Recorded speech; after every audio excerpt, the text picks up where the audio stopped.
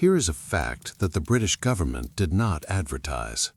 Between 1816 and 1947, over 200,000 men from the hills of Nepal died fighting wars for the British Empire.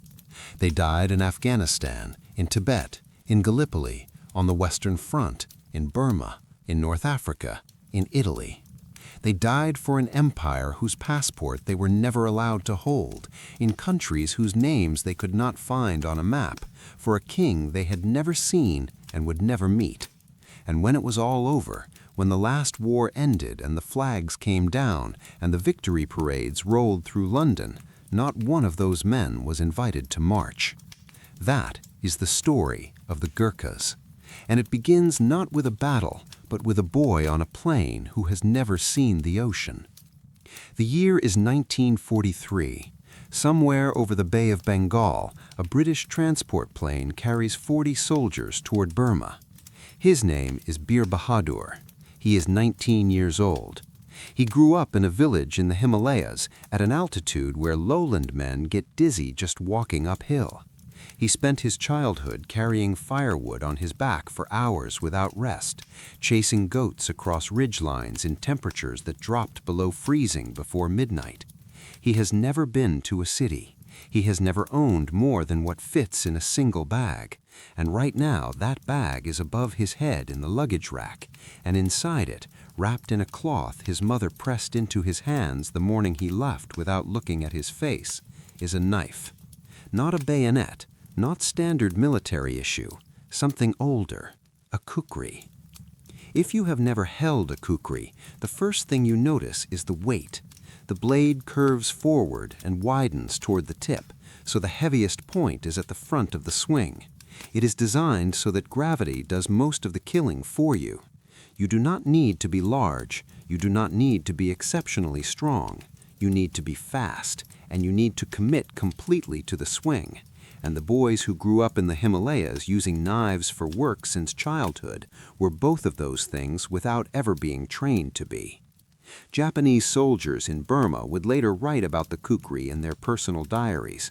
One entry, recovered from a soldier killed near Imphal in 1944 and translated after the war, read as follows: "They do not shoot first. They come close enough to touch you before you know they are there, and then there is the knife. I have decided I am more afraid of the knife than of the artillery." That diary entry was not exceptional. It was typical. But we are getting ahead of ourselves, because before we talk about what the Gurkhas did in Burma, we need to talk about why they were there at all. And that story starts in 1814, with a war that the British Empire expected to win in 6 weeks, and instead lost, repeatedly, for 2 full years. The British East India Company marched into Nepal in 1814, convinced the campaign would be straightforward. Nepal was small, landlocked, surrounded by mountains, no industrial army, no cannons worth mentioning, no cavalry to speak of. The company had professional soldiers, logistics, artillery, and the full backing of the most powerful empire on earth. What they did not have was any understanding of what they were walking into. The Nepalese fighters, men recruited from the hill tribes known as Garoons, Magars, Rais, and Limbus, did not fight the way the company expected. They did not stand in formation and exchange volleys. They retreated uphill into terrain where British officers lost their breath just walking uphill, and from those ridge lines they counterattacked at night, at dawn, in weather that grounded the company's operations entirely. They did not break under artillery fire. They did not surrender when surrounded. A British officer named Frederick Young led an assault on a Gurkha position and watched every single man under his command turn and run. He did not run. He stood alone in front of the Nepalese line and waited.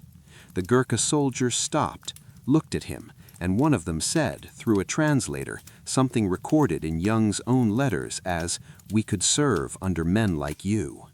Young later wrote that it was the finest compliment of his military life. The war ended in 1816 with the Sugali Treaty, and buried inside that treaty was an arrangement that would define the next 2 centuries. Nepal would supply soldiers, Britain would pay wages. It was described as a partnership between martial cultures, a mutual respect between men who had tested each other and come away impressed. But here's what it actually was. Nepal in 1816 was a kingdom with no farmable land, no trade routes, and no industry. The hill villages where these men came from were subsistence communities, where you grew what you ate and built what you lived in, and when the harvest failed at altitude, which it did regularly, families went hungry. The British Army offered something those villages could not: a wage, consistent, enough to send money home, enough to matter. So fathers sent sons, not out of loyalty to the crown, not out of admiration for the empire, because there was a family to feed, and this was how you fed it. Boys who had never left their valley walked down to the recruiting stations in the lowland towns, passed the physical tests designed to eliminate most candidates, and almost laughed at how little effort it took, and signed papers they often could not fully read, and became something their own language had no word for. Soldiers of an empire that was not theirs, fighting wars that were not theirs, in countries they had never heard of, for a king they would never meet. By 1943, this arrangement had been running over a century. The regiments had fought in every major British campaign since Napoleon. They had a reputation that preceded them into every theater of war. And still they came from the same villages, still the same boys who could outrun British officers on a flat road and barely notice the altitude that made everyone else stop and catch their breath. Bir Bahadur watches the ocean disappear outside the window, replaced by coastline and then jungle, green and dense and continuous in every direction. He reaches up and touches the bag above his head without taking it down, feels the shape of the cloth bundle through the canvas. His mother's hands had moved quickly that morning. She had not looked at his face. He is 19 years old, and he is flying toward the worst jungle campaign of the Second World War, and the empire that recruited him has already decided, in documents he will never read, that the men in this plane are worth less than the men in the other planes. Not less brave, not less skilled, less valuable. On paper, in the pension calculations, in the citizenship laws, in the parade party invitations that will arrive in London in 1946 and will not include a single Gurkha name. But that part of the story comes later. First, Burma. Before we talk about what happened in Burma, here is a number that does not appear in most history books. In the Burma campaign between 1942 and 1945, more Allied soldiers died from disease than from Japanese bullets. Malaria, dysentery, scrub typhus, a condition called jungle rot, where the skin on your feet simply stops being skin and becomes something else, something that smells like decay and makes every step feel like walking on broken glass. For every man killed in combat, 4 more were evacuated sick. Entire battalions were reduced to combat strength of a few dozen men, not because the Japanese had destroyed them, but because the jungle had.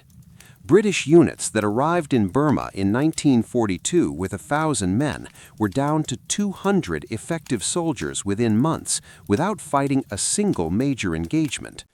American liaison officers who visited frontline positions in 1943 sent back reports describing scenes that looked less like a military campaign and more like a slow catastrophe. And then there were the Gurkhas, who looked at the same jungle and did not seem particularly concerned. This is not mythology. This is documented in the operational records of multiple British commanders who noticed the same thing and wrote about it with a mixture of relief and something close to embarrassment. The hill people of Nepal had grown up in conditions that prepared them for exactly this kind of environment in ways that no training program could replicate. Altitude builds lungs that process oxygen more efficiently. Years of moving through mountain terrain in all weather builds a relationship with difficult ground that flatland soldiers simply do not have. They moved through dense undergrowth with a quietness that their British officers found genuinely unnerving. They could cover ground at night without torchlight in terrain where most soldiers refused to move after dark at all. They slept in conditions that kept other men awake, ate what was available without complaint, and maintained a physical readiness that the heat and humidity visibly stripped from everyone around them. Bir Bahadur noticed this about himself in those first weeks, not with pride, more with a quiet confusion, watching men from London and Manchester sit down on the trail and stare at nothing, their faces the color of old paper, their bodies simply refusing to continue. He had grown up carrying heavier loads than his rifle, up steeper slopes than anything in Burma. The jungle was hot and wet and loud with insects, but it was not, to him, an alien place. It was just difficult ground. He understood difficult ground. But none of that physical adaptation is why the Japanese were afraid of the Gurkhas. To understand what the Japanese feared, you need to understand what the Japanese army was in 1943. By the time the Burma campaign reached its critical phase, the Imperial Japanese Army had built a reputation across the Pacific and Southeast Asia that was almost without parallel in modern warfare. They had taken Singapore, a fortress the British had considered impregnable, in 70 days. They had marched through Malaya faster than British command thought physically possible. Their soldiers were disciplined, ruthless, and operated under a military code that treated surrender as the deepest possible disgrace. They used psychological warfare deliberately and effectively.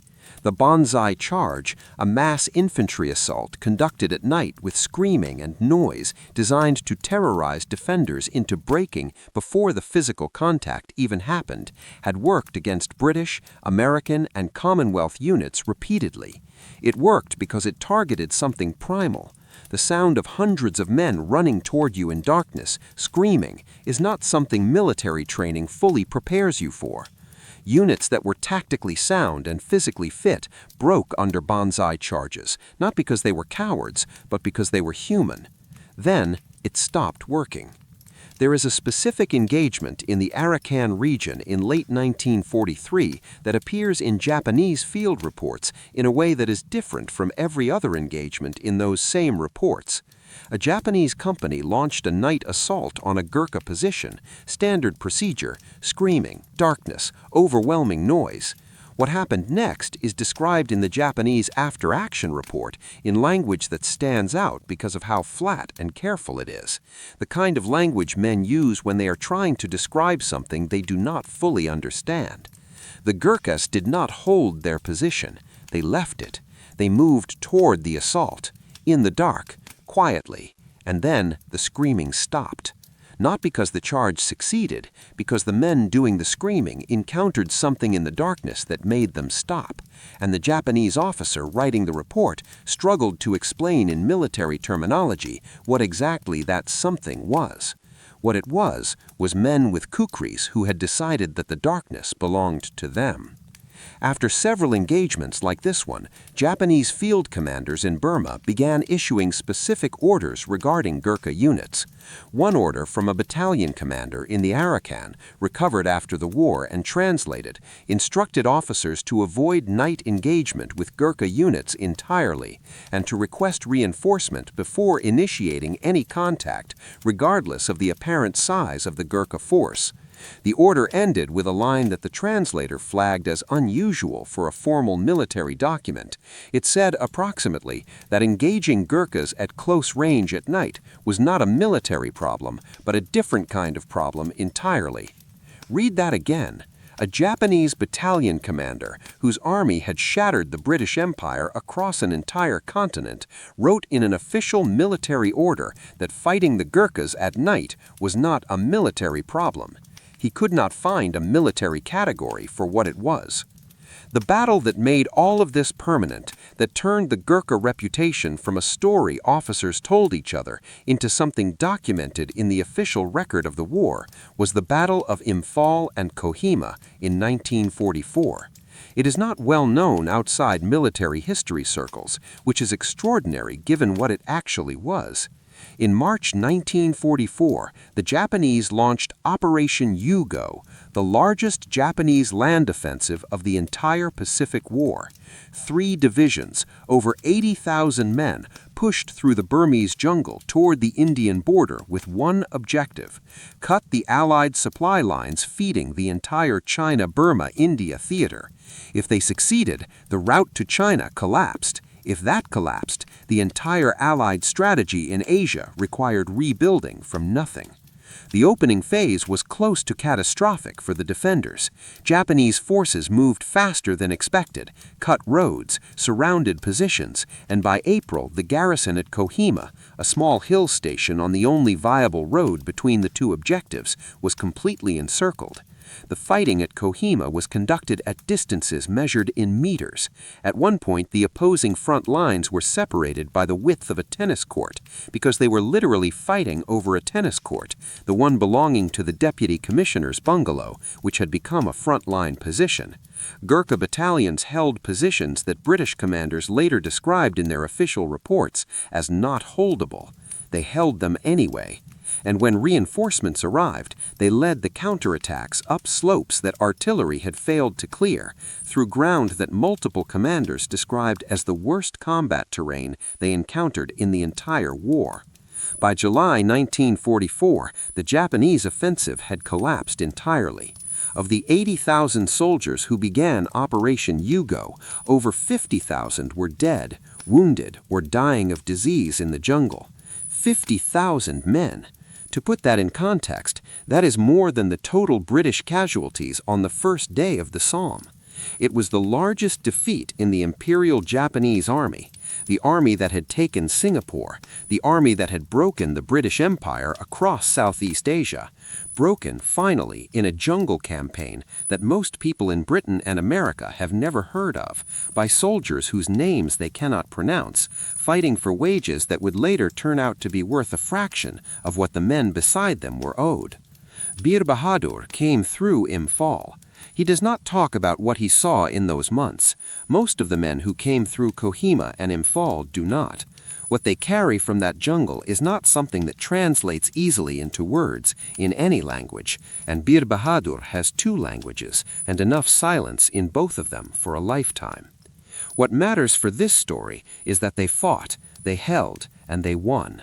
And somewhere in that jungle, in one of those positions that should not have held, a young rifleman named Agan Singh Rai was watching a hill and waiting and thinking about what he was going to do when the order came, or when the order did not come, and he had to decide for himself.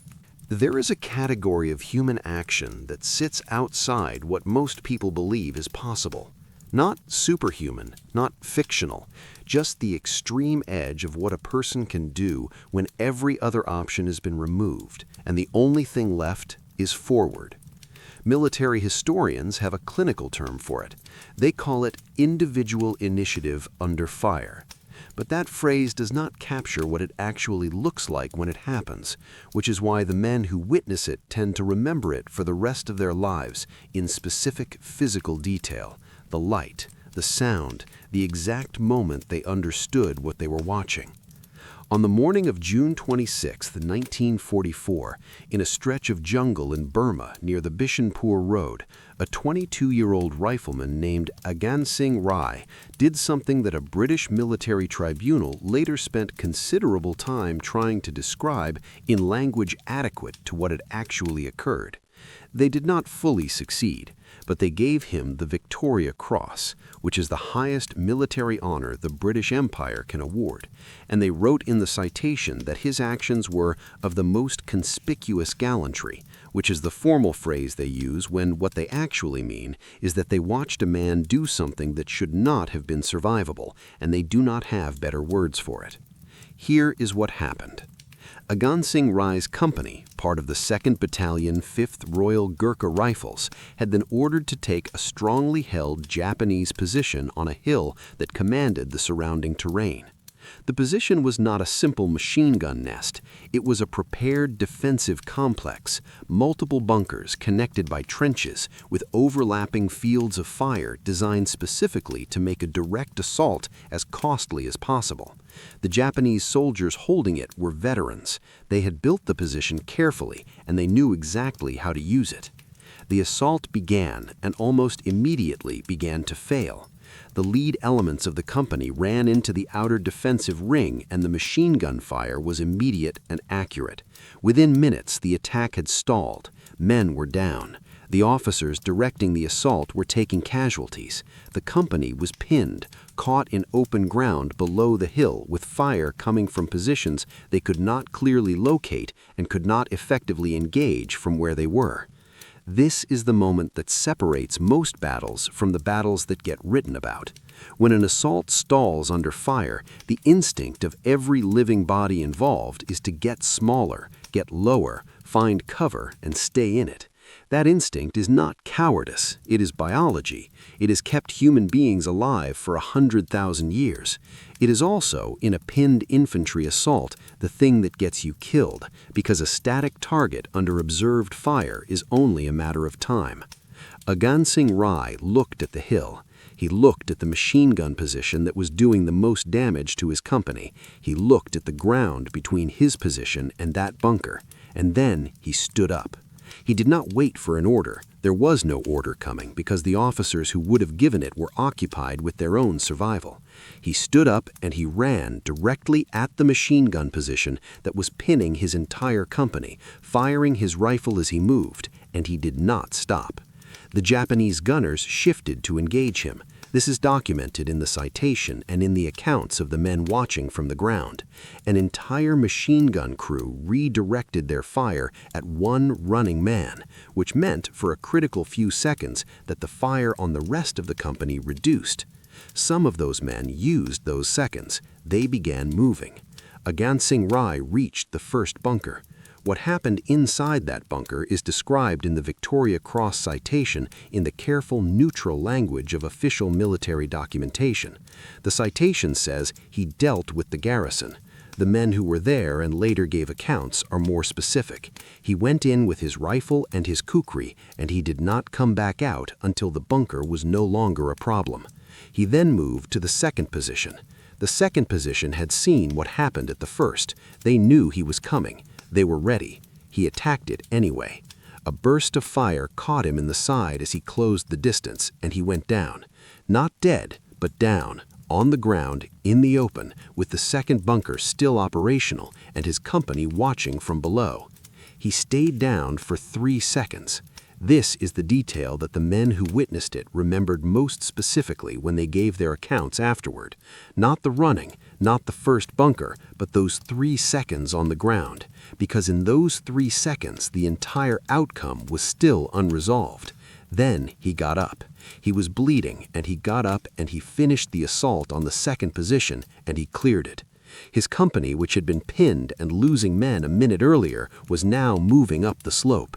The momentum that had collapsed under machine gun fire had been rebuilt by one man who got knocked down and decided that being knocked down was not the same as being finished.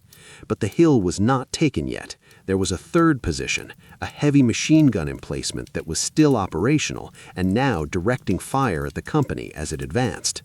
Agansing Rai, wounded, having already done what the citation would later describe as actions far beyond the call of duty, looked at the third position.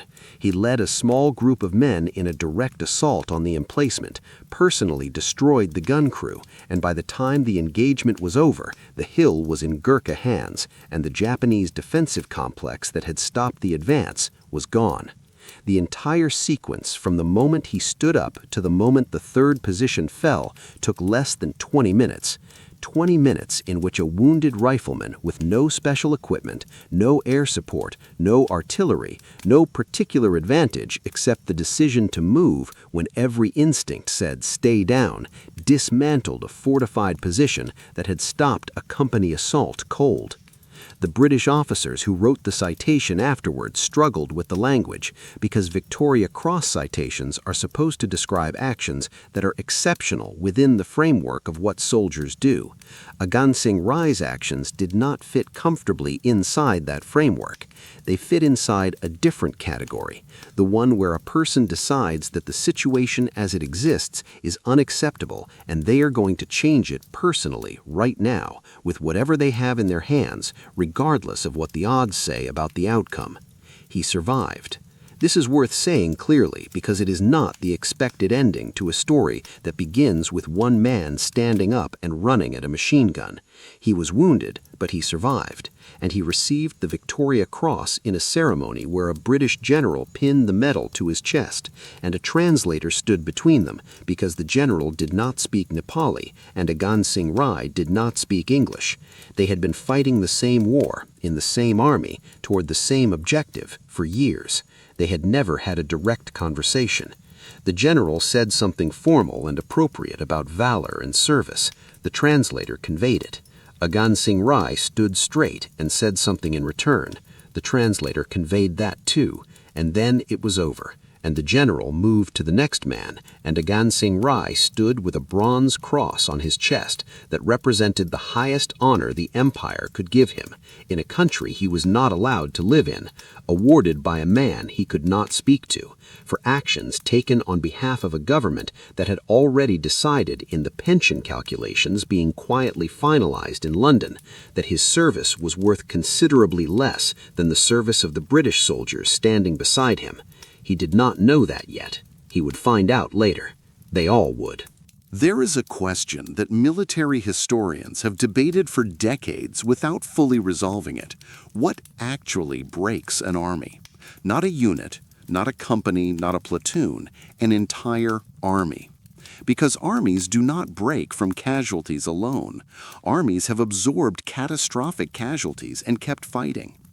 Armies break from something more specific and more psychological, the moment when the soldiers inside them stop believing that the enemy in front of them behaves according to rules they understand, stop believing that the darkness is safe. The Imperial Japanese Army in Burma in 1944 was one of the most psychologically hardened military forces in modern history. These were men trained from the beginning of their service to believe that death was preferable to surrender, that physical suffering was a weakness to be overcome through will, that fear was a failure of character rather than a biological response to danger. They had broken British forces in Malaya. They had broken American forces in the Philippines. They had looked at the most powerful empire on earth and walked through it. And then they met the Gurkhas in the dark. The hill people of Nepal had spent generations navigating mountain terrain in darkness because in the Himalayas the weather changes without warning, and if you are caught on a ridge in a storm at night, you navigate by feel and memory and the specific knowledge of ground you have walked 100 times before. That relationship with darkness as navigable space rather than threatening void was not something that could be trained into a soldier in a few weeks at a military base. In the jungle, the Gurkhas moved in a way that British officers described repeatedly as unlike anything they had seen from any other unit. Not faster, quieter. Japanese sentries who survived night engagements described the specific experience of hearing nothing and then suddenly the engagement was happening at arm's length. No warning, no sound of approach, just darkness and then contact. There is a specific incident from the Arakan campaign in late 1943 that does not appear in the official histories but is documented in post-war testimonies of Japanese survivors. A Japanese company posted sentries at regular intervals through the night. In the morning, they found 3 sentries dead. Not shot, no bullet wounds, no sign of a firefight, no spent casings, no blood trails, no indication that any sound had been made loud enough to wake the men sleeping 20 meters away. 3 men simply dead, and whatever had come through the darkness had left no trace of its passage. The Japanese company commander's report was recovered after the war. He wrote that his men searched the surrounding jungle for 200 meters in every direction and found nothing. He wrote that he had no tactical explanation for what had occurred, and then he wrote a line that the intelligence officer who translated it underlined twice. He wrote, "I have instructed my men not to speak of this to other units. I do not believe it would be useful for their confidence." Read that carefully. A Japanese officer whose army had conquered half of Asia made a deliberate decision to suppress information about a Gurkha night operation because he was concerned about what it would do to his soldiers' willingness to fight. He was managing fear in an army that officially did not believe in fear. One Japanese regimental commander wrote in his operational diary in early 1944 that his regiment had fought the British, the Indians, the Americans, and the Australians, and that against all of them he knew what to expect and how to respond. He wrote that the Gurkhas were a different problem, not because they had better weapons or superior tactics in any conventional sense, but because they seemed to have made a decision at some level that he could not locate or understand, that the normal boundaries of what a soldier will do had simply been removed. The men reading that diary entry in a British headquarters tent knew exactly what he meant, because they had seen it at Bishanpur and at Kohima and in a dozen other engagements where a Gurkha unit had done something the tactical situation said should not have been possible. But the fear the Japanese felt was not free. It was purchased. Every night operation, every silent approach through jungle darkness had a cost measured in the men who did not come back, who stepped on a mine in the dark, who ran into a counterattack they had not anticipated. Behind each casualty number was a man from a Himalayan village whose family would receive a letter and whose father would fold that letter and put it somewhere and not speak of it, because in those villages grief was a private thing and the mountains did not stop requiring work because a son was gone. The victory at Kohima and Imphal was real. The contribution to the largest defeat in the history of the Imperial Japanese Army was real and undeniable. And when the war ended and the accounting began, the British government sat down with ledgers and began calculating what everything that had happened in those jungles was actually worth. Not in medals, in money, in pension rates, in the specific, precise question of what a Nepalese man's decades of service were worth compared to a British man's decades of service when you converted it into pounds and wrote the number down. There is a word for the arrangement where one group of people does the dangerous work in the dark and another group sits in a well-lit room afterward and decides what that work is worth. The Gurkhas had been living inside that arrangement since 1816. They were about to find out exactly what 2 centuries of loyalty had purchased them, and the number was going to be an insult that would take 60 more years to correct. On June 8, 1946, London held the Victory Parade. 2 million people lined the streets. Soldiers from across the Allied world marched through the city. Americans, Australians, Canadians, French. Soldiers from every corner of the war that had just ended. The crowd cheered for all of them. Flags waved. Children sat on their fathers' shoulders to see better. It was the kind of day that gets described in memoirs as the day everything felt worth it. The Gurkhas were not there. They were the only Allied force that had fought under the British flag for the entire duration of the war that did not receive an invitation to march. The official reasoning was administrative. The Gurkha regiments were being divided between the new Indian Army and the British Army as part of independence negotiations, and the paperwork was complicated and there were logistical considerations. That was the explanation. It was the kind of explanation that is technically accurate and completely dishonest at the same time. What came next was a calculation. The British government in 1947 formalized the pension arrangement that would govern Gurkha service going forward. Gurkha soldiers would receive pensions calculated not at British rates, but at Nepalese rates, on the basis that Nepal had a lower cost of living, and therefore a lower pension was equivalent in practical terms. This sounds almost reasonable until you look at the actual numbers. A British soldier retiring after the same length of service at the same rank received a pension between 6 and 15 times larger than his Gurkha counterpart. Not slightly more, between 6 and 15 times more, for the same service, in the same army, in the same battles, in the same darkness. The Gurkha soldiers who came home from Burma, from Malaya, from Borneo, from the Falkland Islands, came home to this number. They built houses with it. They fed families with it.